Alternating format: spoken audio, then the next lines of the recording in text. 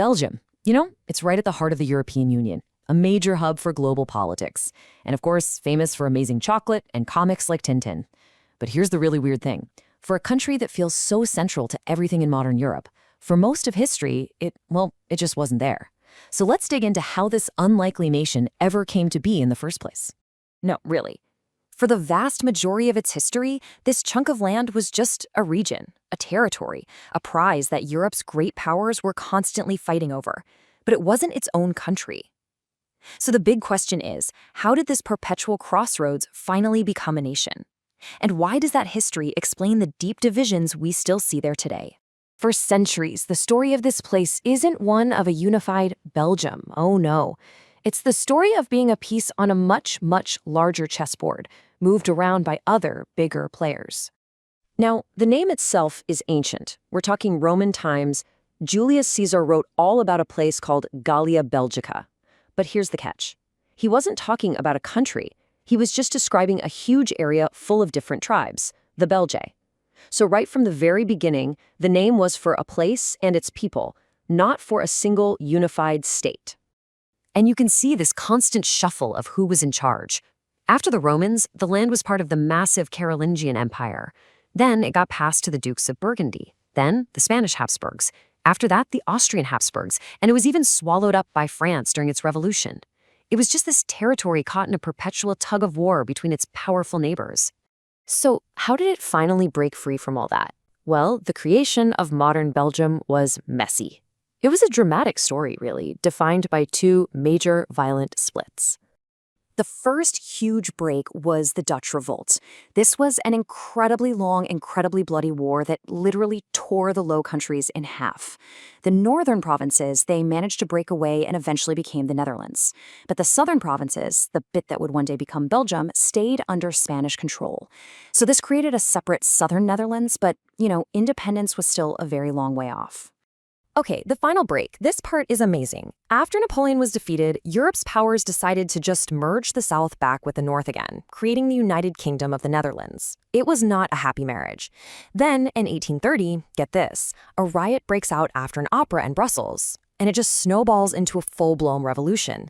And this time, it actually worked. And just like that, a new nation was born. The Kingdom of Belgium was set up as a constitutional monarchy, and they brought in Leopold I to be king. But here's the really crucial part. All the big European powers got together and signed the Treaty of London, which guaranteed that Belgium existed, and, this is super important, that it would be neutral. But becoming a country is one thing. Becoming a powerhouse is something else entirely. Belgium didn't just survive, it absolutely thrived, all thanks to an economic explosion that rocketed it to the forefront of the 19th century. Just think about that for a second. This tiny, brand new nation, literally born from a riot at the opera, becomes only the second country on the entire planet to industrialize. This wasn't some minor thing. This was the engine that would shape Belgium's entire identity, and as it turns out, its future conflicts. And this whole transformation was fueled by what they called the Sillon Industriel, basically a belt of land that was just packed with coal. And that coal powered massive steel factories, and it powered the creation of continental Europe's very first steam railway back in 1835. Coal, steel, and rail. That was the trifecta that built the modern Belgian economy. But here's the thing. While the economy was absolutely booming, that industrial wealth was not spread around evenly. In fact, what it did was make a deep, deep division that already existed even worse, a division that still defines Belgium today. The country was basically split right down a linguistic fault line. In the south, you had French-speaking Wallonia. This was the heart of the Industrial Revolution, and a French-speaking elite totally dominated politics and culture. Then, up in the north, you had Dutch-speaking Flanders, which at the time was much more rural and way less powerful. And this quote right here gets to the absolute core of the problem. French was the language of government, of business, of higher society. And because of that, the Dutch language spoken by most people in Flanders was treated as inferior. This feeling of being a second-class culture is what sparked the Flemish movement, a really powerful push for language and cultural equality that will completely reshape Belgian politics for the next 100 years. So let's recap. We've got a nation born from revolution, powered by industry, but defined by this massive internal division. This super complex identity really set the stage for Belgium's wild ride through the 20th century and its pretty surprising role in the world today. I mean, The 20th century was just a roller coaster. Belgium's guaranteed neutrality, yeah, that was brutally violated in both World War I and World War II. But after all that devastation, it had a massive economic boom and, incredibly, became a key player in building a new Europe.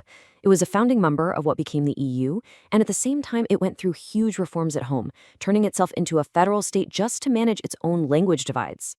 And that really is the ultimate transformation, isn't it? The very same piece of land that was, for centuries, the battlefield for Europe's clashing empires has now become the main meeting room for a peaceful, united continent. It's almost poetic that Brussels, the capital of this historical crossroads, is now the capital of the EU. So that leaves us with one final thought. Belgium is a country that was kind of created by chance, a country that is constantly trying to navigate its own deep internal divisions. So is it just a historical accident that somehow against all odds just works? Or is its constant balancing act, its ability to hold together a complex, multilingual society, actually the perfect, if kind of messy model for the entire European project? Something to think about.